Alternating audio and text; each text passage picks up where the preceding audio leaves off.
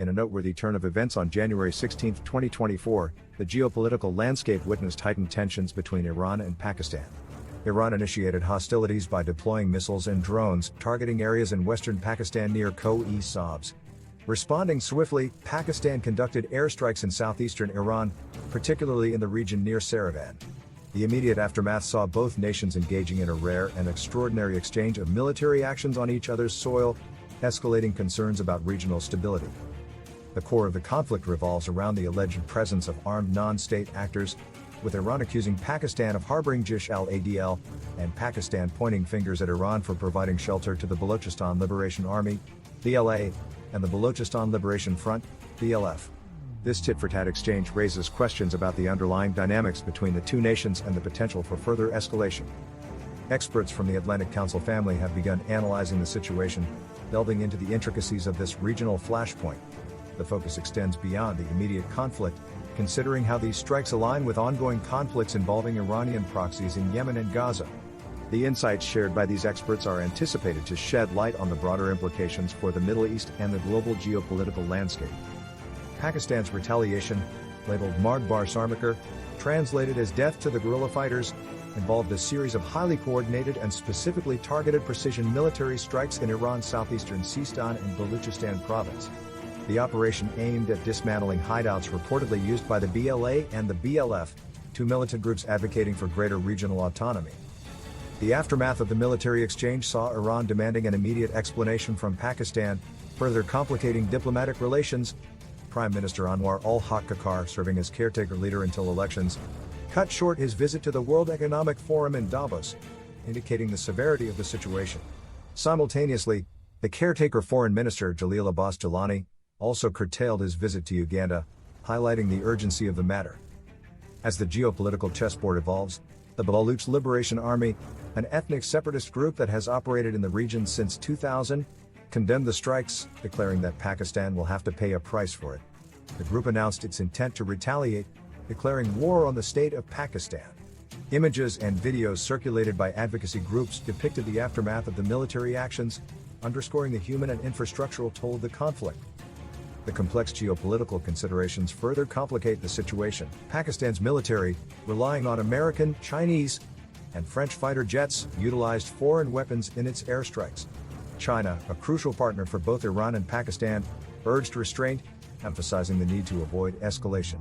The involvement of China adds an additional layer of diplomatic intricacy, especially considering its belt and road development in Gwadar port, located in Pakistan's Balochistan province. This cross-border military exchange not only intensifies long-standing issues between Iran and Pakistan, also poses challenges for the broader Middle East.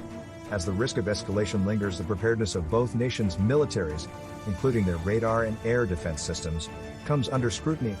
The incident adds a new dimension to the ongoing regional conflicts, demanding careful observation as the situation unfolds and diplomatic efforts are made to mitigate tensions. Away from the Iranian and Pakistan conflict, moving to North Korea declared on Friday the successful testing of a nuclear-capable underwater drone, citing a response to naval exercises conducted by South Korea, the United States, and Japan. The announcement follows North Korean leader Kim Jong-un's recent decision to abandon the pursuit of peaceful reunification with South Korea, escalating tensions in the region.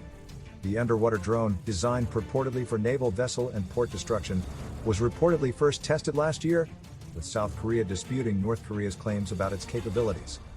Tensions on the Korean peninsula have reached a significant peak, marked by Kim's accelerated weapons testing and threats of nuclear conflict. The United States and its Asian allies responded by reinforcing joint military exercises, characterized by North Korea as invasion rehearsals. The recent test adds to a series of weapon systems demonstrations by Kim, expanding the country's arsenal of nuclear-capable weapons. North Korea conducted the underwater drone test in its eastern waters, citing a response to the concluded naval drill by the US, South Korea, and Japan near Jeju Island.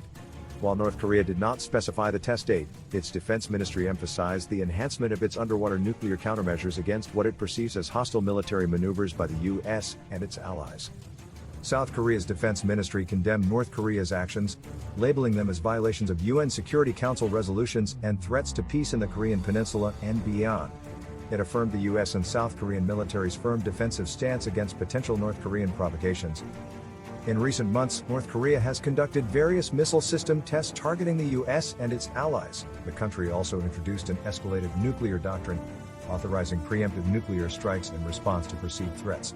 The latest ballistic missile test, described as a solid fuel, intermediate-range missile with a hypersonic warhead, was conducted on Sunday, potentially targeting US military bases in Guam, Japan.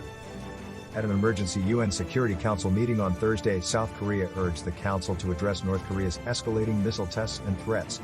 However, Russia and China, both permanent Security Council members, have impeded efforts to impose increased sanctions on North Korea, highlighting geopolitical divides amid Russia's conflict with Ukraine.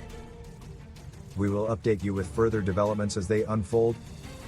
If you like this video so far, please may you kindly give this video a like and subscribe to our channel.